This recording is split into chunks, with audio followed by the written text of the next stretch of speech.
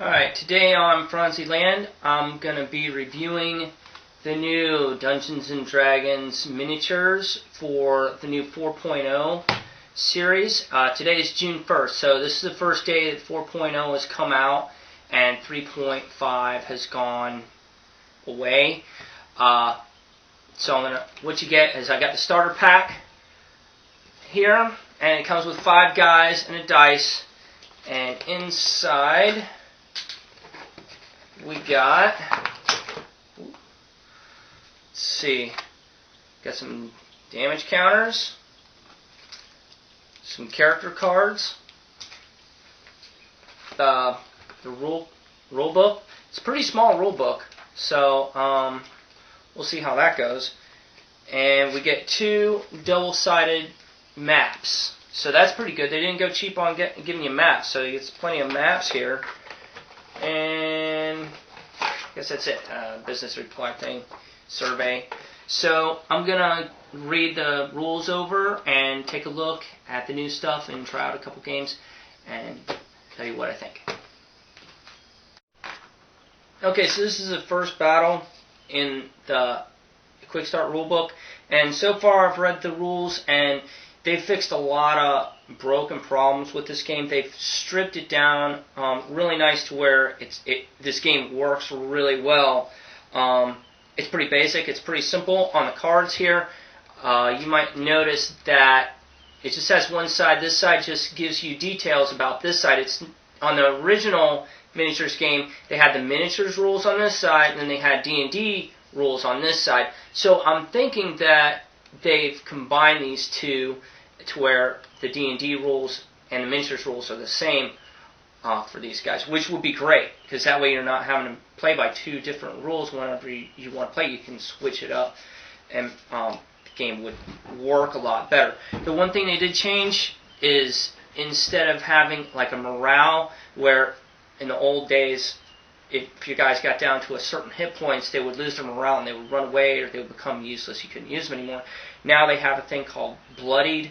So if you get to 50% of your hit points, your character becomes bloodied, and it'll either give him like a certain special power, or it'll give other characters that are playing against that person a special power to use against them to kill them off that much faster. So you start off one-on-one. The book really goes really slow, step by step. You know, you fight one against the other, and then you slowly integrate. So you're not just thrown into a huge battle all at once, which really works, and the rules are a lot easier to follow. They're simpler to understand, and I'm going to keep playing a couple more rounds and give you my final insight. Okay, here's our bad guy side.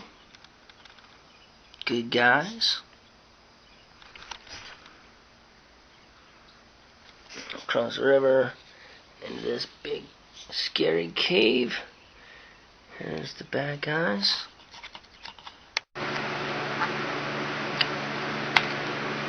Roar! I will cut you. Ooh. Alright. No! Oh, that's a miss.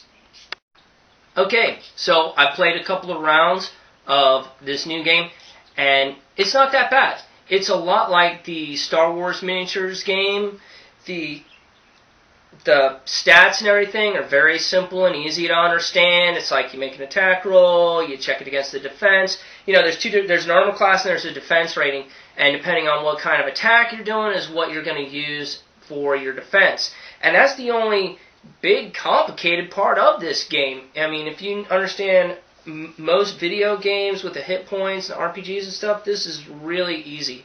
I went back and I dug out some of my old D&D miniature stuff, which I didn't really get into that much because I really didn't like the old miniatures game.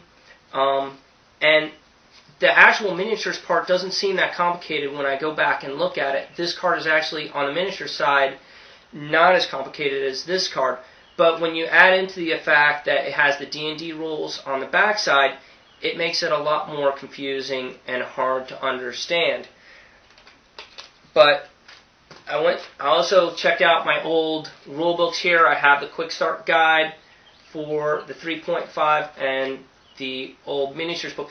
And when you look through it, it's a lot harder to understand than the new book. The new book does a much better job at explaining what's going on. It takes you in baby steps, one piece at a time, one part at a time. Whereas this is just like a fire hose of information that you're trying to get at. And that's just the quick start rules. Then the advanced rules are even worse.